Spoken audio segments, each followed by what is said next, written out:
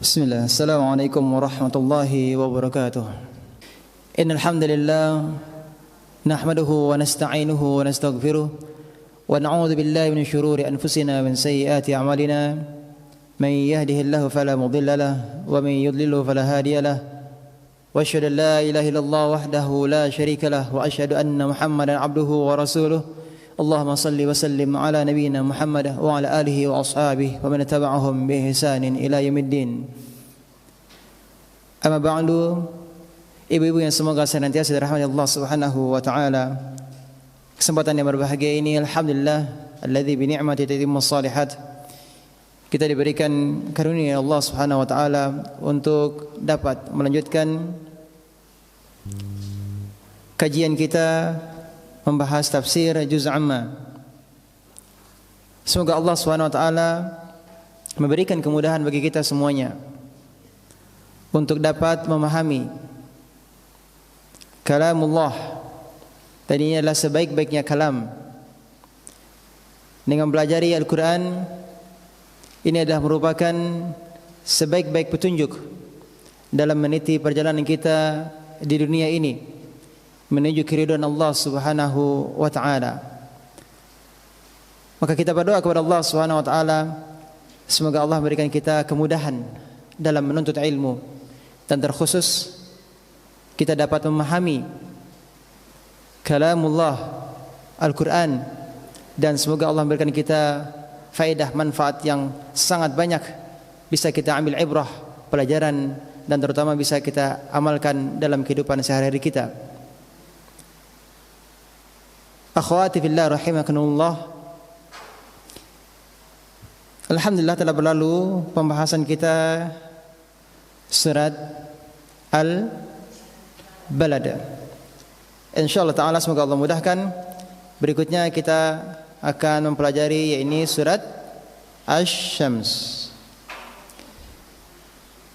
Antara surat Al-Balad dan surat Asy-Syams memiliki keterkaitan. Ya, kedua surat ini, yakni surat Al-Balad dan surat Asy-Syams yang akan kita pelajari, sama-sama menerangkan bahwa Allah menunjukkan kepada manusia dua jalan. Kalau sebelumnya disebutkan ada dua golongan, ada golongan kanan dan ada golongan kiri. Dan di surat Asy-Syams ini akan disebut dua jalan. Ya, dua jalan, yakni jalan kefasikan dan jalan ketakwaan. Kemudian di surah Asy-Syams ini dipertegas, ya, ditegaskan bahwa orang yang menjalani jalan ketakwaan maka dialah orang yang akan mendapatkan kebahagiaan. Adapun orang yang menjalani atau memilih jalan kefasikan, jalan keburukan, maka dia adalah orang yang merugi. Ibu yang semoga dirahmati Allah Subhanahu wa taala, surat Asy-Syams ini adalah merupakan surat Makkiyah. Surat Makkiyah berarti apa? Surat yang diturunkan sebelum hijrahnya Rasulullah sallallahu alaihi wasallam. Artinya Rasulullah sallallahu alaihi wasallam masih berada di mana? Di Makkah.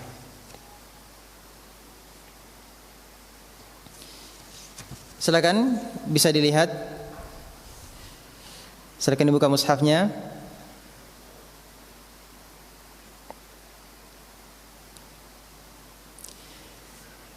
A'udzu billahi minasyaitonir rajim. Bismillahirrahmanirrahim. Ayat yang pertama. Wasyamsi wa duhaha. Wasyamsi, demi matahari, wa duhaha, dan sinarnya di pagi hari. Duha adalah, maksudnya di sini adalah sinar. Sinar apa? Ha kembali kepada Asy-Syams, artinya sinar matahari, ya, di pagi hari. Ibu-ibu yang semoga rahmat Allah Subhanahu wa taala, Allah bersumpah dengan berbagai makhluknya. Ini disebutkan di dalam Al-Qur'an. Di dalam surat Asy-Syams ini, di awal surat, Allah Subhanahu wa taala bersumpah dengan makhluknya, yaitu matahari dan sinarnya. Dan sama-sama kita telah ketahui bahwa ketika Allah bersumpah dengan makhluknya, ini menunjukkan bahwa makhluk yang dijadikan sumpah oleh Allah Subhanahu wa taala memiliki keagungan, keutamaan dari makhluk-makhluk yang lainnya. Dan sama-sama kita telah maklumi bahwa matahari dan sinar matahari ini adalah di antara tanda kesempurnaan kekuasaan Allah Subhanahu wa taala. Matahari adalah makhluk besar ciptaan Allah yang diketahui semua manusia. Allah Subhanahu wa taala dalam ayat ini bersumpah dengan sinar matahari di waktu duha.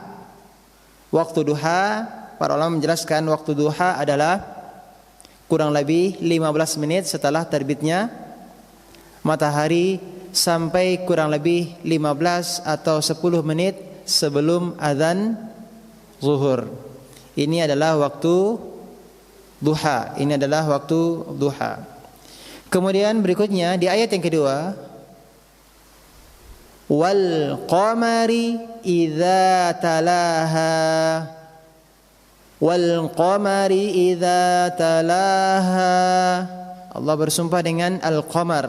Apa itu al-qamar? Bulan. Demi bulan.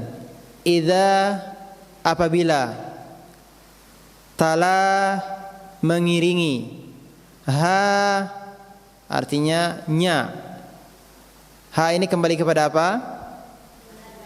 Kembali kepada ayat yang pertama, yaitu Asy-Syams. Ya, kembali kepada matahari. Dan ketika Allah bersumpah demi bulan, apabila mengiringinya. Mengiringi apa? Mengiringi matahari. Di sini ada dua tafsiran yang dimaksud dengan mengiringinya. Bulan mengiringi matahari. Yang pertama, maksudnya adalah mengiringi atau mengikuti matahari dalam perjalanannya. Yang kedua, tafsiran yang kedua, maksudnya adalah bulan mengiringi atau mengikuti matahari dalam memancarkan cahaya. Kalau pertama apa tadi? Dalam perjalanan. Yang kedua, dalam memancarkan cahaya. Maksud dari bulan mengiringi atau mengikuti matahari dalam perjalanan, karena memang bulan muncul setelah matahari terbenam. Ya, kemudian maksud dari bahwa bulan mengiringi matahari dalam memancarkan cahaya, karena sebagian ulama mengatakan bahwa karena bulan tidak mengeluarkan cahaya sendiri. Artinya bahwa bulan itu tidak memiliki cahaya sendiri. Lalu dari mana datangnya cahaya yang dipancarkan oleh bulan tersebut, Ibu? Itu adalah merupakan berasal dari matahari. Berarti di sini bulan membiaskan cahaya matahari.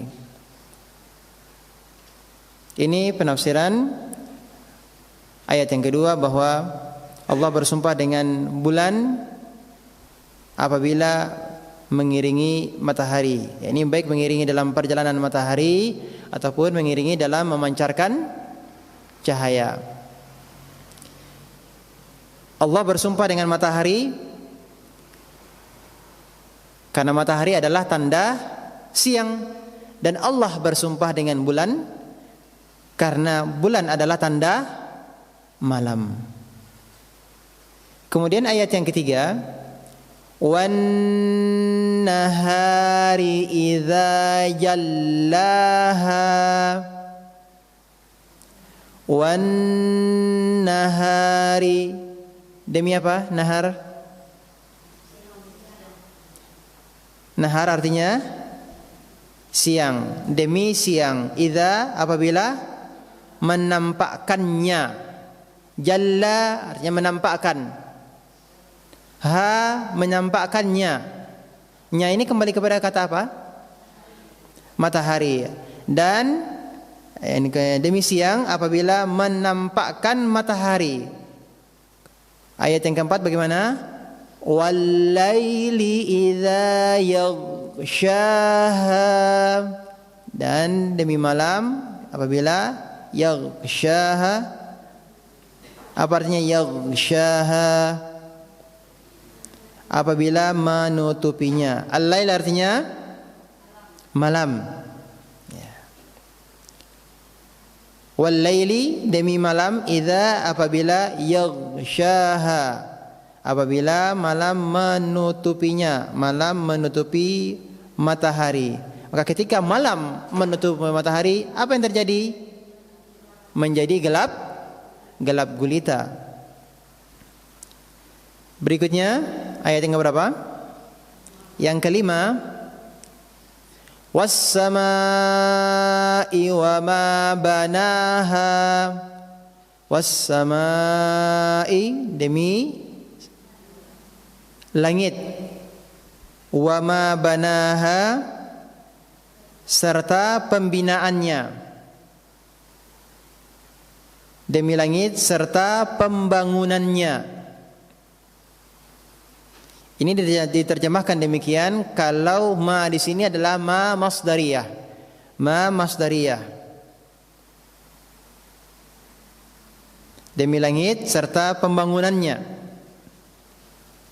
Ya, pembangunan langit ya.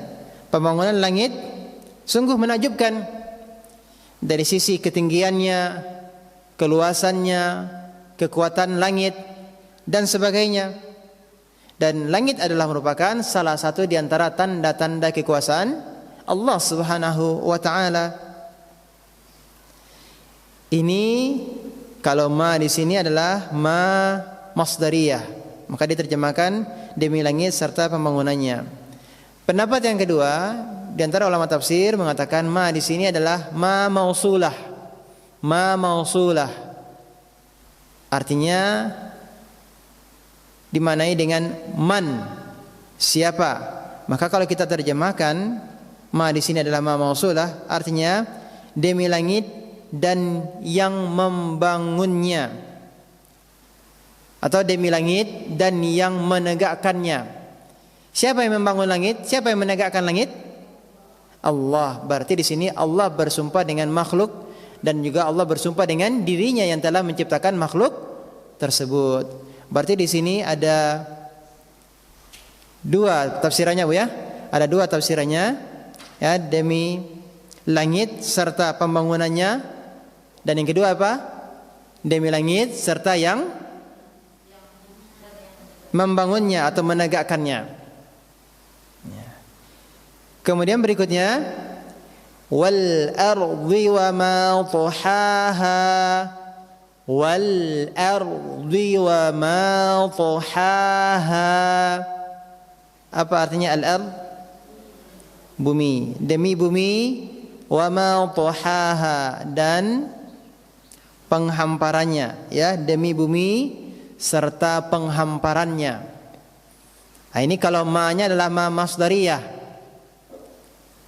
Penghamparan.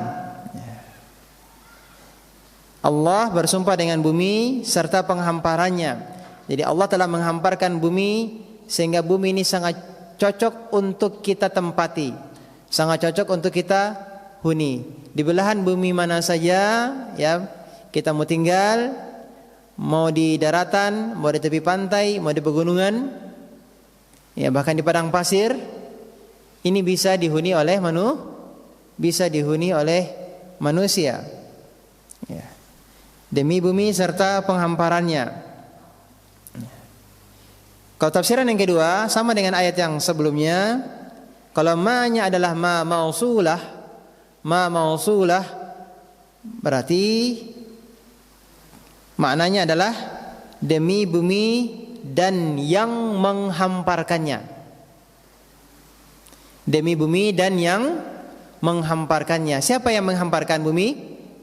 Allah. Berarti di sini Allah bersumpah dengan bumi dan dirinya sendiri yang telah menghamparkan bumi.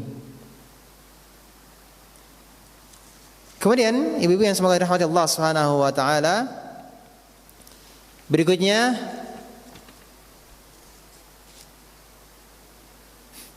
kalau kita cermati ayat yang pertama dan ayat yang kedua. Ayat yang pertama adalah asy-syams, matahari.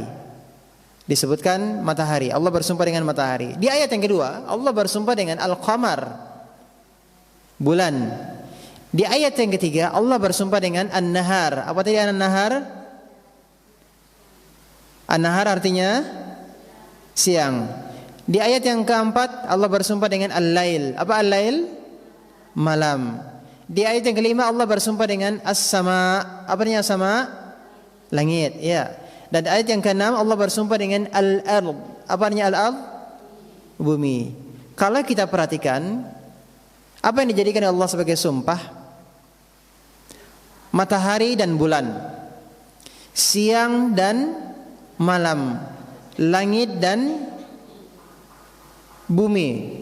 Allah menyebutkan makhluk-makhluknya secara berpasangan. Seakan-akan Allah ingin mengabarkan, Allah ingin menjelaskan bahwa segala sesuatu itu Allah ciptakan bagaimana? Berpasangan. Yang ganjil, yang tidak punya pasangan hanya siapa? Allah. Yang Maha Esa itu hanya Allah yang tidak punya pasangan. Suami ada istri, orang tua ada anak. Kalau Allah tidak punya pasangan, Allah juga tidak punya orang tua yang melahirkan. Allah juga tidak beranak, tidak punya anak. Jadi Allah adalah Maha Esa, Allah tunggal. Kembali bahwa di awal-awal ayat dalam surah Asy-Syams ini Allah menyebutkan makhluk-makhluknya secara berpasangan. Demikian pula dengan jiwa. Setelah ini Allah akan menyebutkan tentang jiwa. Demikian pula jiwa, ada yang baik, ada yang buruk. Berarti berpasangan. Ya, ada baik, ada buruk. Demikian jiwa, jiwa juga ada yang baik, jiwa juga ada yang buruk. Bagaimana bunyi ayatnya? Wa nafsin wa ma sawwaha, wa nafsin wa ma sawwaha. Perhatikan terlebih dahulu Bu cara membacanya. Membaca wa nafsiu jangan ditekan, tidak membacanya wa nafsiu, bukan. Tapi dengan lembut membacanya apa? Wa nafsiu, baru kemudian di berikutnya wawunya ditekan. Saw. Kenapa? Tashdid. Saw, itu ditekan. Tapi kalau sebelumnya wa nafsiu itu tidak dihentakkan, tidak ditekan. Wa nafsiu, dia dimasukkan siu tapi tidak siu, beda. Wa nafsiu wa ma sawwaha. Apa artinya nafs? Apa artinya nafas? Jiwa. Wa nafsin, demi jiwa. Sawwaha, sawwa artinya menyempurnakan. Ya, sawwa itu artinya menyempurnakan. Wa ma sawwaha, dan penyempurnaannya. Nya kembali kepada apa? Ha, kata gantinya kembali kepada apa? Apakah masih kembali kepada matahari? Kalau di ayat sebelumnya, ayat yang ke-6, wal ardi wa ma dhahaha, demi bumi dan penghamparannya. Nya kembali kepada bumi. Kalau di ayat yang kelima, was-samaa'i wa ma banaha, demi langit dan pembangunannya, penegakannya. Ha kembali kepada as-sama', langit, tidak lagi kembali ke matahari. Ayat yang ketujuh, wa nafsin wa ma sawwaha, demi jiwa. Bagaimana? Demi jiwa serta penyempurnaannya. Nya kembali kepada nafs, kembali kepada jiwa. Demi jiwa serta penyempurnaannya.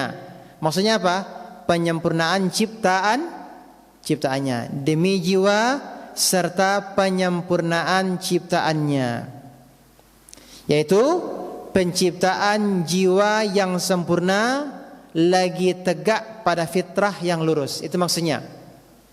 Maksudnya apa? Penciptaan jiwa yang sempurna lagi tegak pada fitrah yang lurus. Fitrah atau fitrah, bahasa Arabnya adalah fitrah. Fitrah yang lurus. Jadi Allah menciptakan jiwa dengan penciptaan yang sempurna, ya. Dan Allah jadikan pada jiwa tersebut fitrah, ya, fitrah yang lurus. Di dalam ayat ini Allah menyebutkan nafs. Nafas itu bentuk tunggal. Nafsun di sini bentuk tunggal, satu jiwa. Tetapi yang Allah inginkan, yang Allah maksudkan pada ayat ini bukan hanya satu jiwa, tapi maksudnya adalah umum. Maksudnya adalah umum, semua jiwa. Jadi Allah telah menciptakan jiwa-jiwa, ya, Allah telah menciptakan jiwa-jiwa dan Allah telah sempurnakan penciptaan seluruhnya.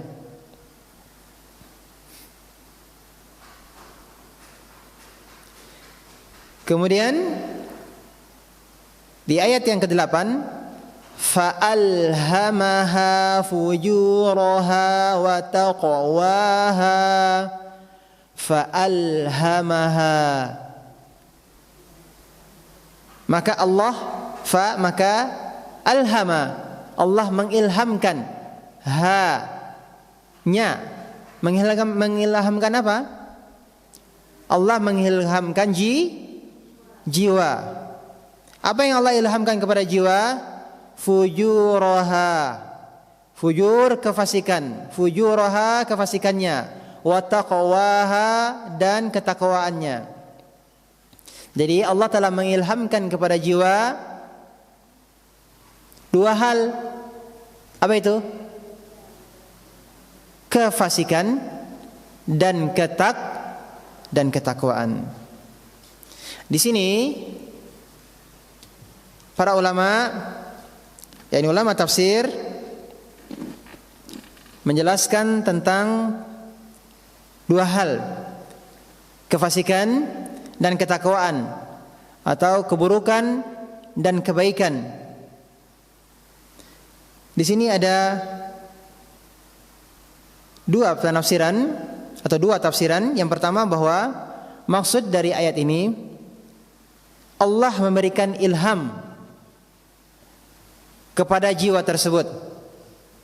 Allah telah memberikan ilham kepada jiwa tersebut, yaitu al-fujur, kefasikan, ya, atau kejahatan atau keburukan, ya.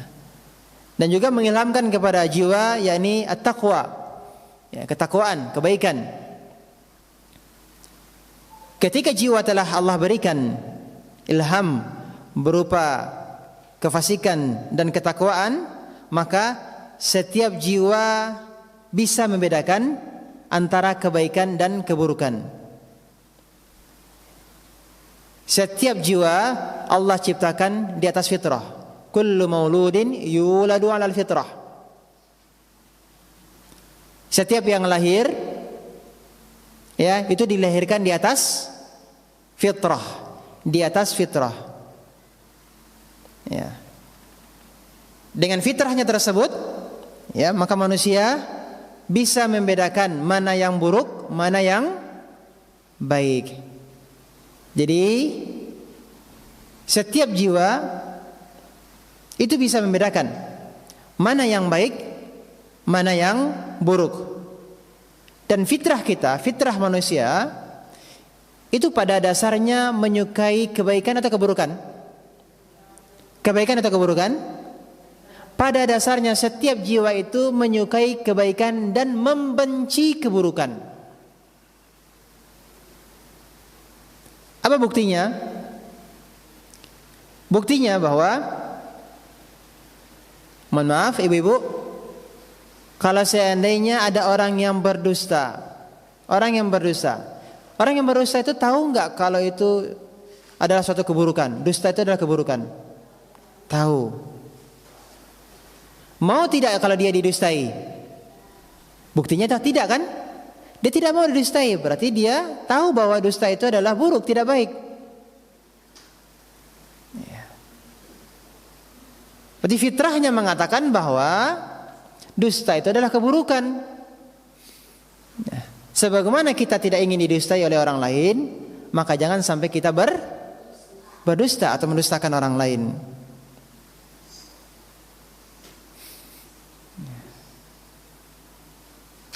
Maka seseorang yang sengaja melakukan keburukan, berarti dia sendiri yang memilih keburukan tersebut.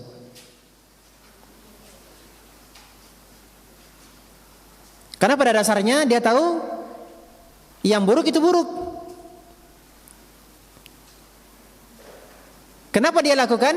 Karena dia yang memilih untuk melakukan keburukan tersebut.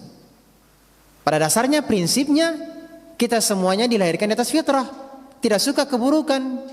Dan Allah telah menjelaskan, dan bukti yang lain menunjukkan bahwa ibu-ibu, kalau kita melakukan suatu maksiat, suatu dosa, ya, atau begini, kalau kita ragu, ini baik atau buruk? Kadang-kadang muncul di dalam hati kita mengatakan bahwa ini semestinya kita tinggalkan. Ada hati kecil kita yang mengingatkannya. Atau lainnya, kalau kita tahu, jelas-jelas kita tahu ini adalah suatu keburukan, ini dosa, ini maksiat, ada enggak dari dalam diri kita suatu peringatan, Bu? Adakah yang mengingatkan kita, Bu? Ada. Ada peringatan, ya, ada peringatan dari dalam diri kita agar kita meninggalkannya, tidak melakukannya.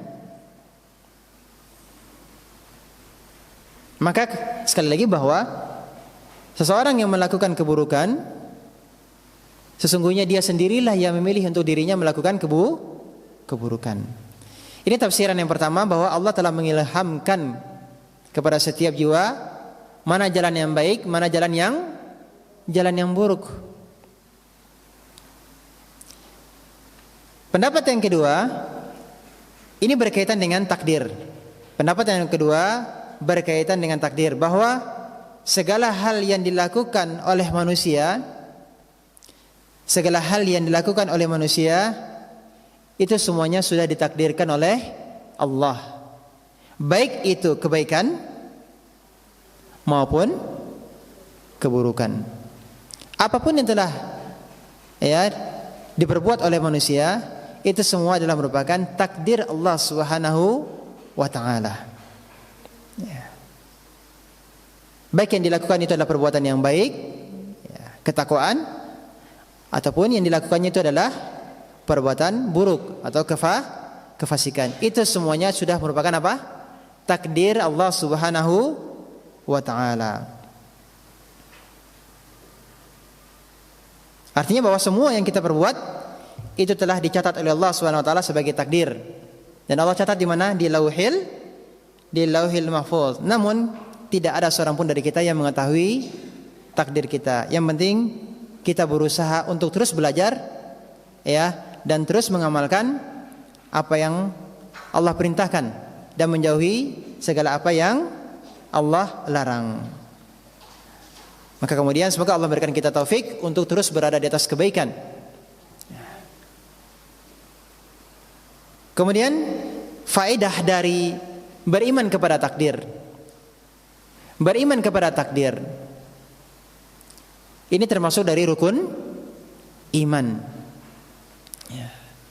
Dengan beriman kepada takdir, maka kita akan terhindar dari ujub. ketika kita melakukan suatu amal soleh,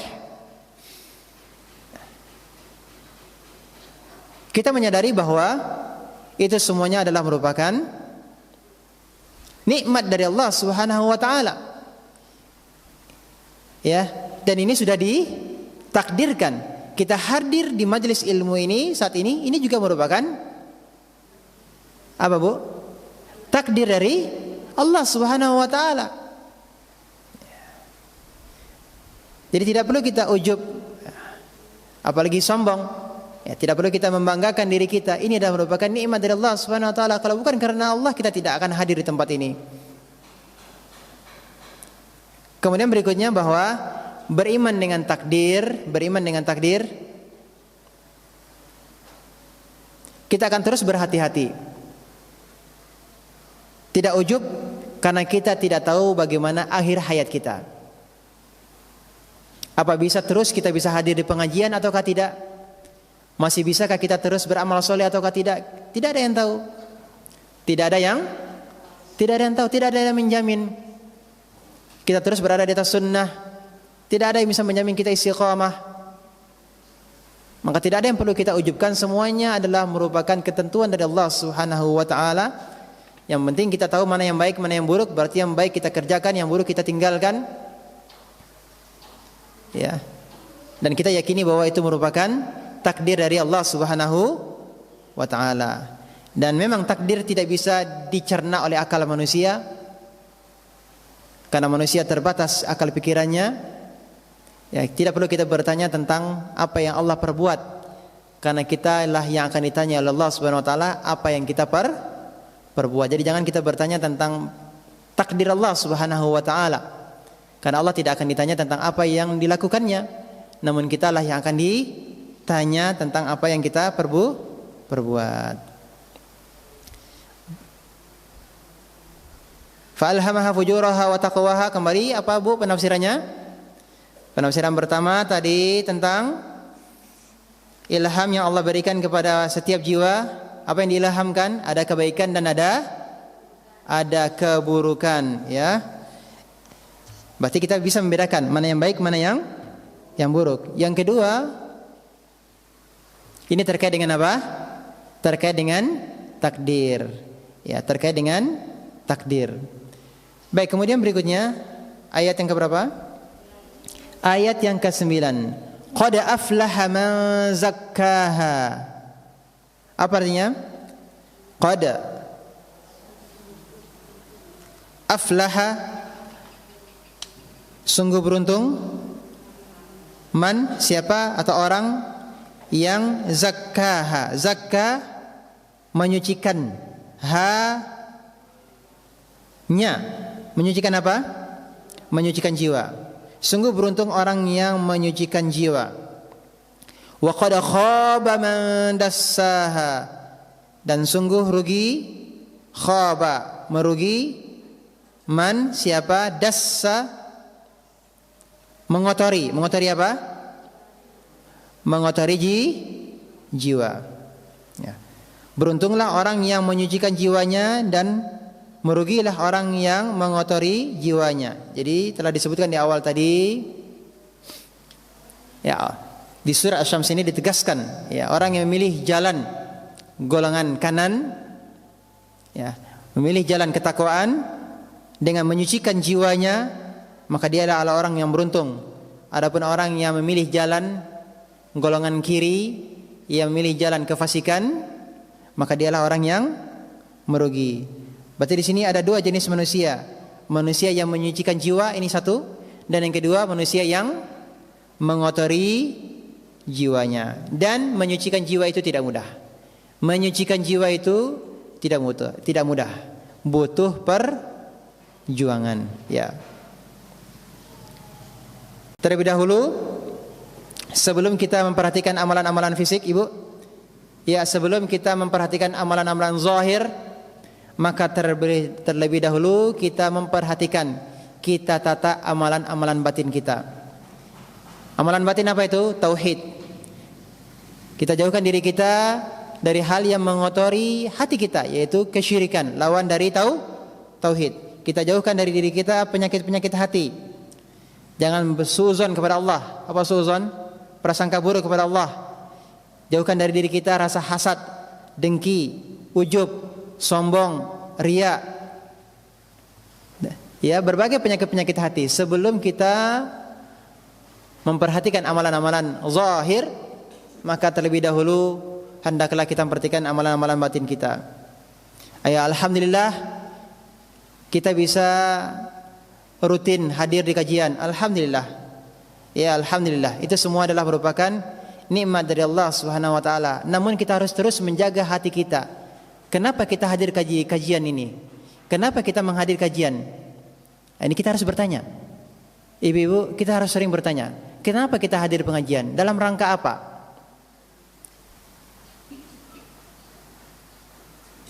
Apakah niatnya karena dunia ataukah niatnya karena Allah? Kalau karena Allah, alhamdulillah. Namun kita harus terus berjuang menjaga hati kita, jangan sampai hati kita terkotori, jangan sampai niat baik kita terkotori. Ya, ustaz-ustaz kita sudah mengingatkan dan sering mengingatkan, ya terutama di zaman fitnah sekarang ini, di zaman media sosial. Ya, di zaman media sosial, awalnya alhamdulillah kita niat kita baik, ya, alhamdulillah kita memposting kajian-kajian, alhamdulillah. Ya, kita ingin memberikan berbagi manfaat, ya, men-share ilmu, berbagi manfaat dengan kawan-kawan kita, alhamdulillah. Tetapi iblis sangat pandai. Iblis sangat pandai. Awal niat baik kita adalah kita menghilangkan kebodohan dari diri kita. Awal niat baik kita ingin berbagi ilmu dengan orang-orang lain. Ya, kita ingin juga orang lain mendapatkan manfaat dari apa yang telah kita ketahui. Tapi sekali lagi hati-hati. Iblis sangat pandai. Iblis sangat pandai. Dan fenomenanya, mohon maaf ibu-ibu, fenomenanya ya yang terjadi, ya kami dapati bahwa yang awalnya niat baik tersebut kemudian tercemari. Tercemari dengan apa? Dengan berubahnya keadaan atau kondisi yang didapati, ya.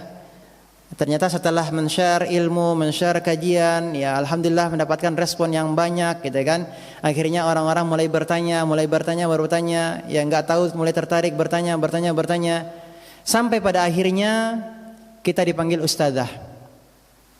Ustadzah, ini apa maksudnya ustadzah? Kenapa ustadzah begini? Kenapa ustadzah begitu? Dulu awalnya kalau enggak tahu, oh maaf nanti kita tanyakan ya, ana tanyakan dulu sama ustadz, ana tanyakan dulu sama ustadzah. Ya. Coba ana cari dulu artikelnya. Dulu seperti itu. Namun karena sering ditanya, kemudian kita merasa ilmu kita sudah mumpuni, kita merasa ilmu kita sudah cukup. Ya, akhirnya ada juga yang ya memanggil kita ustadzah karena kita sering memposting ilmu, dan apalagi kalau tidak kita sertakan referensinya, seolah-olah itu murni dari tulisan kita. Rujukannya dari mana terkadang tidak kita sertakan, seakan-akan itu adalah merupakan murni dari tulisan tangan kita gitu. Sehingga orang-orang pun menganggap kita ustadzah. Akhirnya lama-kelamaan kita berani untuk menjawab yang padahal kita sendiri belum memiliki kemampuan untuk menjawabnya, belum memiliki kapasitas untuk menjawabnya. Ya, hati-hati, ini hati-hati. Ini setan, iblis ya sangat pandai untuk, ya sangat halus untuk merubah niat kita. Seakan-akan kita masih berada, niat kita masih karena Allah Subhanahu wa taala. Nah, ini kita harus senantiasa menjaga hati kita, dan ini butuh perjuangan. Tidak mudah, butuh perjuangan dan tidak mudah, dan yang lain-lainnya.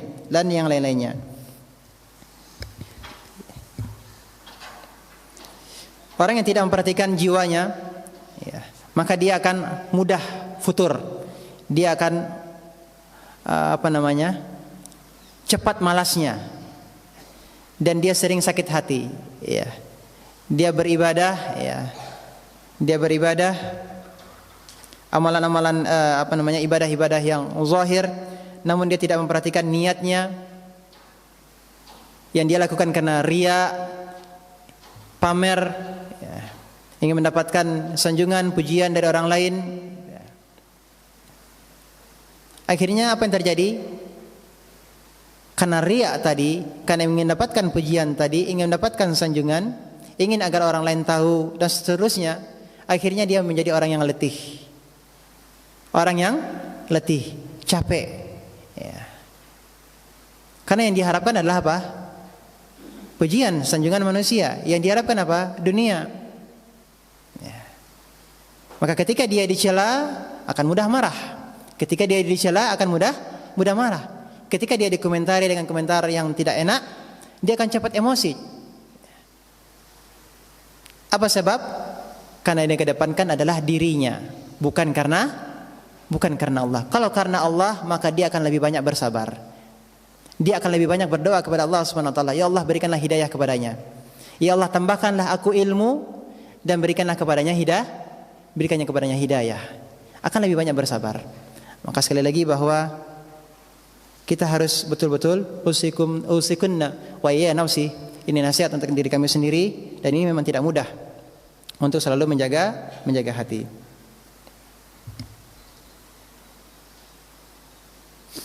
Jadi kembali bahwa orang-orang yang merugi di dunia ini ada di dunia ini ada dua kelompok, ya, dua kelompok.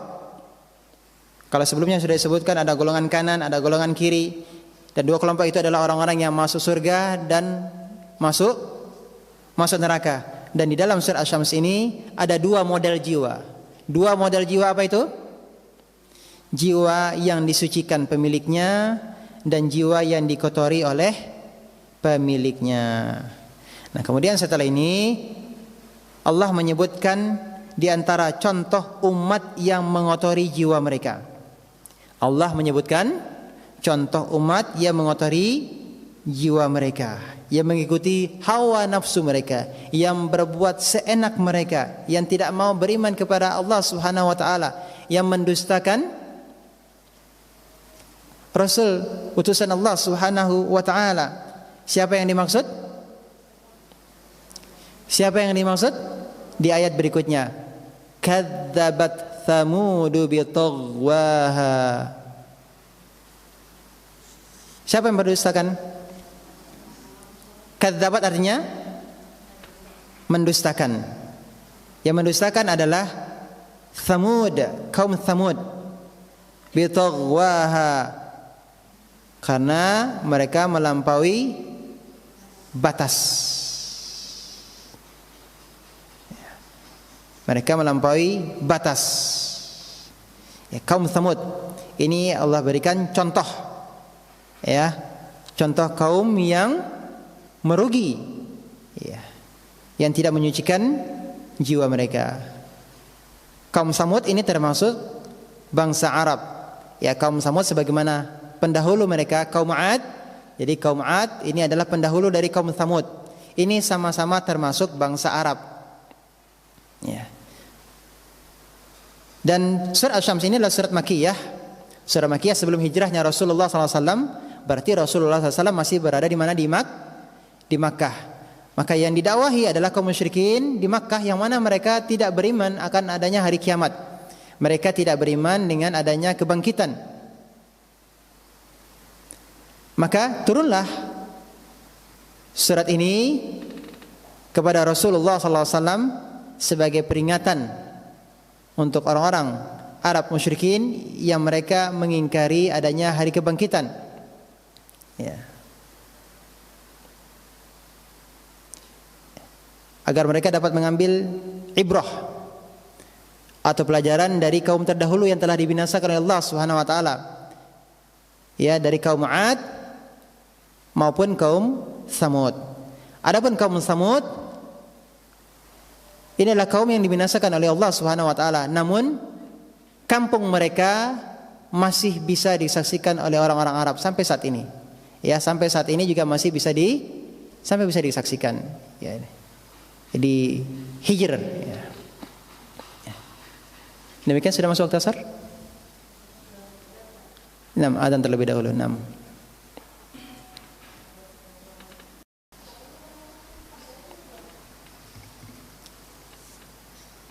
Baik ibu, kita tambah sedikit tentang kaum Tsamud.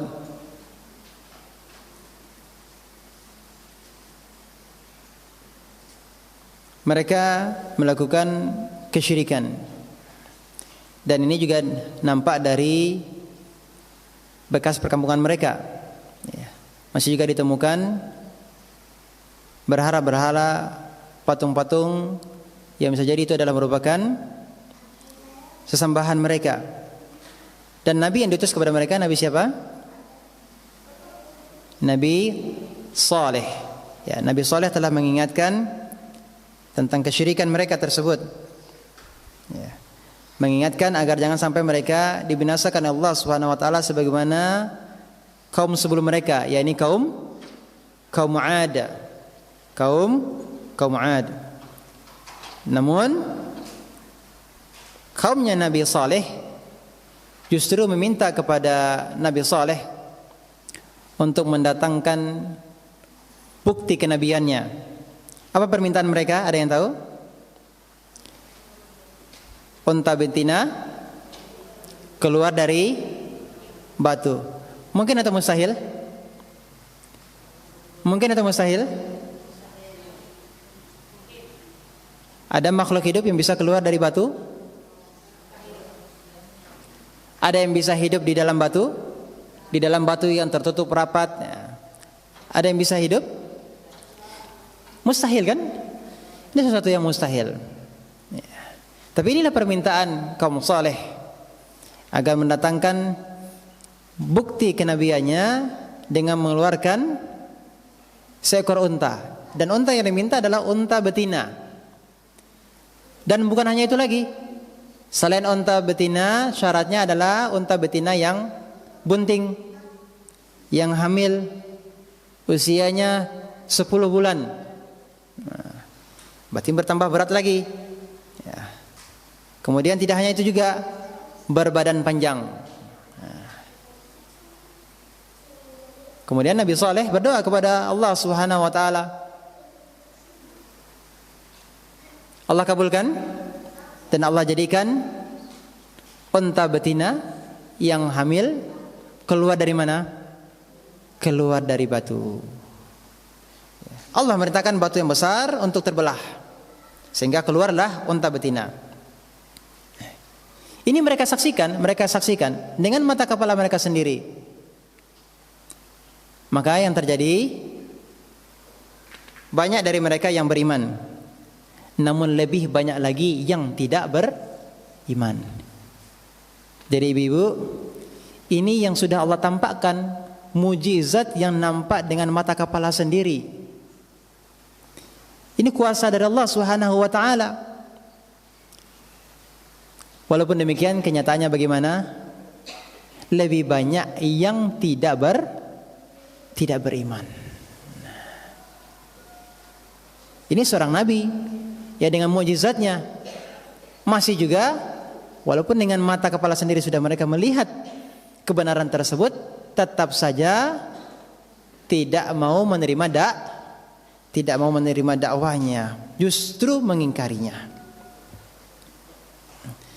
Nah, kepada kaumnya, ya, kaum Nabi Saleh, ya Nabi Saleh merintahkan mereka supaya tidak mengganggu unta mereka tersebut. Biarkanlah unta tersebut makan, ya, di bumi Allah, jangan disakiti. Ya. Wala tamassuha bisu, jangan unta tersebut disakiti. Kemudian Nabi Saleh memerintahkan kepada kaumnya untuk memberikan giliran jatah minum untuk unta tersebut. Jadi ada hari untuk minumnya unta, dan ketika unta tersebut memiliki jatah hari minum, maka masyarakat atau kaum Samud tidak boleh minum dari sumur tersebut. Berarti jatahnya unta. Berarti di hari yang lain baru masyarakat kaum Samud boleh minum dari sumur tersebut. Nah. Namun sekalipun ada giliran jatah hari, ya, ada hari untuk minumnya unta dan ada hari minumnya untuk masyarakat. Meskipun demikian, ketika unta Allah ini minum di pagi harinya, masyarakat boleh untuk minum susu unta betina tersebut di sore harinya. Jadi ketika pagi harinya untanya sudah banyak minum, di sore harinya mereka boleh minum susu unta tersebut. Dan keesokan harinya baru mereka boleh mengambil air dari sumur yang sama. Berarti ada jatah hari atau tidak? Ada jatah harinya. Ya. Dan Nabi Saleh tetap terus mendakwahkan kaumnya agar beribadah kepada Allah Subhanahu wa taala. Namun demikian masyarakatnya tetap tidak mau mentauhidkan Allah Subhanahu wa taala. Namun mereka katakan apa? Atanhana an na'budu ma ya'budu abauna. Mengapa engkau melarang kami menyembah apa-apa yang disembah oleh nenek moyang kami? Nah ini Bu, apa yang mereka katakan? Mengapa engkau melarang kami untuk menyembah apa-apa yang disembah oleh nenek moyang kami? Sekali lagi, ini alasan klasik ya yang sering disampaikan untuk membela tradisi mereka. Sampai saat ini juga masih digaung-gaungkan seperti itu juga. Ya, ini sudah merupakan agama atau ajaran dari nenek moyang kami. Ya, demikian juga yang dikatakan oleh masyarakat Tsamud, kaumnya Nabi Saleh. Idzin ba'atha ashqaha. Ayat berikutnya. Idzin ba'atha ashqaha. Ketika bangkit, in ba'atha bangkit ashqaha, orang yang paling celaka di antara mereka. Di antara para ulama mengatakan yang dimaksud orang yang paling celaka ini namanya adalah Qudar bin Salif. Siapa namanya? Namanya adalah Qudar bin Salif. Dal ya, qaf dal alif ra, Qudar bin Salif. Qudar bin Salif. Ini yang dikatakan oleh para ulama orang yang paling celaka karena dialah yang membunuh unta. Jadi membunuh unta berapa orang, Bu? Yang membunuh unta tersebut, unta betina itu, yang membunuhnya adalah hanya satu, namanya Qudar bin Salif. Inilah yang Allah katakan adalah orang yang paling celaka. Ya. Kemudian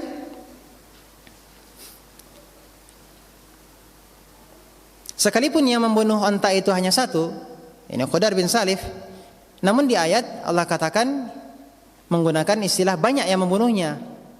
Ya. Yang membunuhnya banyak. Fa'aqaruha.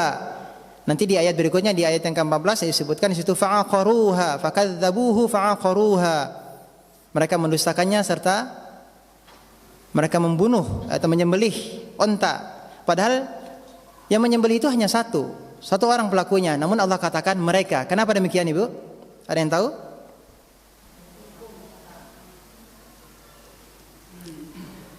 Karena masyarakat menyepakati, karena mereka menyetujui, walaupun pelakunya hanya satu, namun mereka sepakat unta itu dibunuh. Maka siapa yang sepakat atas suatu pembunuhan, walaupun dia tidak melakukan pembunuhan, maka tetap dia dihukumi sebagai apa? Dia dihukumi sebagai pembunuh. Dia dihukumi sebagai pembunuh. Tidak hanya sampai di situ. Ada 9 orang yang juga berusaha untuk membunuh Nabi Saleh. Ya, Allah katakan wa kana fil madinati tis'atu raht. Ada 9. Ya, 9 orang laki-laki. Ya, tis'atu rahtin. 3 orang laki-laki yufsiduna fil ard wa la yuslihun. Mereka melakukan kerusakan. Ya, mereka berbuat kerusakan di bumi dan tidak melakukan wala yuslihun, tidak melakukan perbaikan. 9 orang laki-laki yang mereka berusaha untuk membunuh Nabi Saleh. Namun Allah membunuh ke-9 orang tersebut sebelum turunnya azab kepada kaum Tsamud. Ya.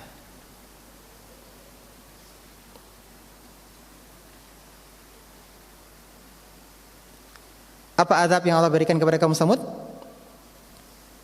Ada yang tahu?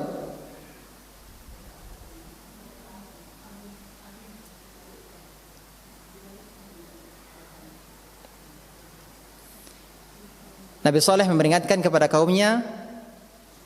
Faqala, Nabi Saleh mengatakan, tamatta'u fi darikum salasata ayyam. Bersenang-senanglah kalian selama 3 hari di rumah kalian. Bersenang-senanglah ya kalian di rumah kalian selama 3 hari. Di dalam tafsir Ibnu Katsir dikatakan kaum Tsamud membunuh unta pada hari Rabu, kemudian pada hari Ahad subuh, ya mereka membunuhnya di hari Rabu, dan pada hari Ahad subuh, maka tiba-tiba ketika matahari terbit, ketika matahari menyingsing, maka kaum Samud mereka mendengar suara pekikan dari langit, suara yang keras dari langit, disertai dengan apa?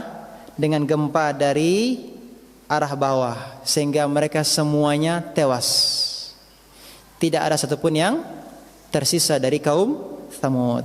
Sebagaimana firman Allah Subhanahu wa taala di surat Al-A'raf, fa akhadathum rajfah, lalu datanglah gempa yang menimpa mereka, fa asbahu fi darihim jathimin, maka kemudian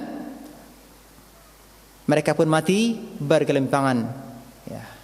Mereka mati bergelimpangan di dalam reruntuhan rumah-rumah mereka. Inilah azab yang Allah berikan kepada kaum Samud. Ya, tidak ada yang tersisa dari kaum Samud. Maka inilah pelajaran yang kita ambil, ibu-ibu. Kembali kepada ayat yang sedang kita pelajari, wa qad khaba man dassaha. Sungguh merugi orang yang telah apa? Mengotori jiwa. Dan di dalam surat Asy-Syams ini Allah memberikan contoh di antara kaum yang mengotori jiwa mereka, yang mengikuti hawa nafsu mereka, yang berbuat sesuka mereka. Bahkan dosa besar yang mereka lakukan adalah kesyirikan dan mendustakan Rasul yang diutus kepada mereka, ya. Ini adalah merupakan bentuk perbuatan mengotori jiwa, bentuk perbuatan mengotori jiwa. Terakhir, mungkin tidak sampai selesai kita membahasnya di kesempatan ini karena keterbatasan waktu. Pelajaran terakhir adalah bahayanya seseorang yang tidak melakukan maksiat, meskipun dia tidak melakukan maksiat, ya, meskipun dia tidak melakukan maksiat, namun dia menyukai dan menyetujui perbuatan maksiat tersebut. Seperti kaum Samud yang membunuh itu hanya satu. Pelakunya hanya satu. Namun masyarakat seluruhnya mereka mau, ya, yang tidak beriman, mereka mau menyetujui Nabi Saleh untuk dibunuh. Maka ini bahayanya, azab akan ditimpakan kepada keseluruhannya. Sekalipun mereka tidak berbuat maksiat, namun dikarenakan mereka menyetujui maksiat tersebut, sekalipun mereka tidak berbuat, maka ini sungguh adalah bahaya yang sangat besar. Semoga Allah Subhanahu wa taala menyelamatkan kita dari berbagai fitnah, dan semoga kita termasuk orang-orang yang senantiasa menyucikan jiwa kita. Allahumma amin. Wassallallahu ala Muhammadin wa ala alihi wasallam. Walhamdulillahirabbil alamin. Subhanaka bihamdika asyhadu an la ilaha illa anta astaghfiruka wa atubu ilaik. Assalamualaikum warahmatullahi wabarakatuh.